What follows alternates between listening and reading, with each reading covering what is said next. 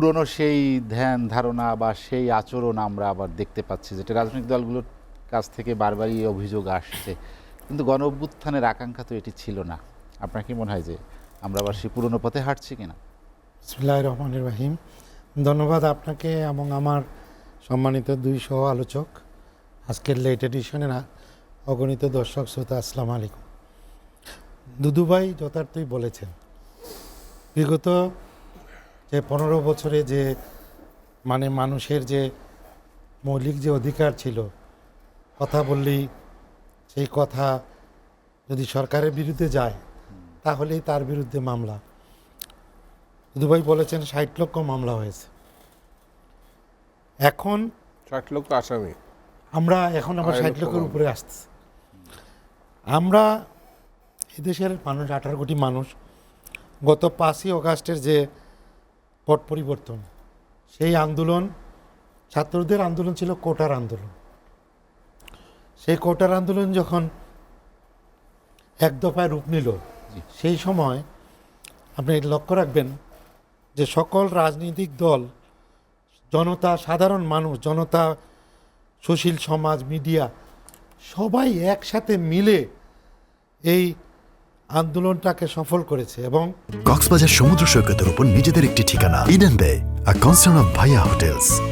একটি আকাঙ্ক্ষা, আশায় যে বিগত 15 বছর মানুষ যে fundamental right of the constitution article 40, মানুষের যে মৌলিক অধিকার হরণ হয়েছে, মানুষ ন্যায়ের পথে প্রতিবাদ করলে তার বিরুদ্ধে মামলা হয়েছে, কিছু ভালো বলতে গেলে তাকে রুদ্ধদ্বার করে রাখা হয়েছে জেলে, তার থেকে বেছে মানুষ একটা স্বাধীন জীবন এবং পাশাপাশি মানুষ একটা অর্থনৈতিক মুক্তি চেয়েছে। বেকার যুবকরা চেয়েছিল যে আমার চাকরি হবে, সাধারণ মানুষরা চেয়েছিল বাড়ি করে শান্তিতে থাকবে জনগণ, রাত্রে শান্তিতে ঘুমাবে। কিন্তু বাস্তব ক্ষেত্রে কি দেখলাম, এখন মানুষ সংখ্যায় ঘর থেকে বের হতে চিন্তা করে আমি ঘরে ফিরে আসবো কিনা। শিশু থেকে মা, বৃদ্ধ, আবাল, তারা আজকে দোষিত হচ্ছে। তাদের এই দোষীদের পক্ষে কথা বললেও আজকে মামলা, জুলুম, অত্যাচার। মানুষ তো মনে করেছিল ডক্টর ইউনূস সাহেব আসলে এবং যারা আসছে এই ইন্টেরিয়র গভর্নমেন্টে, তারা আগের 15 বছরের যে স্বৈরশাসক ছিল তাদের থেকে একটা ভালো ফলাফল দিবে। কিন্তু এখন কি হচ্ছে, সংস্কারের নামে প্রতিনিয়ত মানুষকে কষ্টে কষ্টে কষ্টে দিন যাপন করতে হচ্ছে। মানুষ সংস্কার মানে কি বুঝে?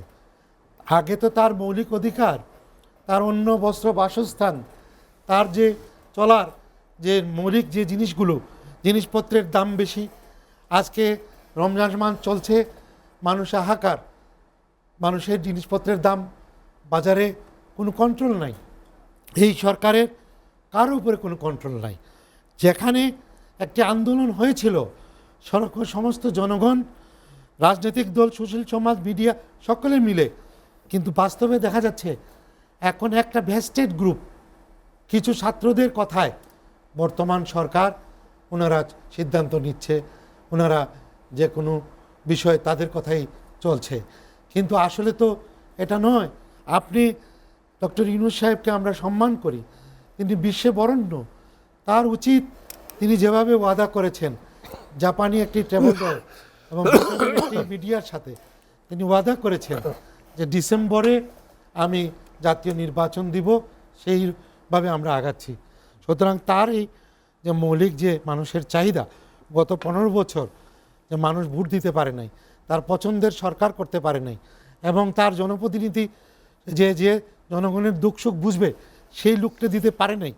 তাহলে সংস্কারের সবচেয়ে বড় সংস্কার হচ্ছে যে এই ইন্টেরিয়র গভর্নমেন্ট, তারা দেশের যে বর্তমান আইন শৃঙ্খলা, বর্তমান অর্থনৈতিক অবস্থা, সমস্ত যে চাহিদা মোকাবেলা করা সম্ভব নয়।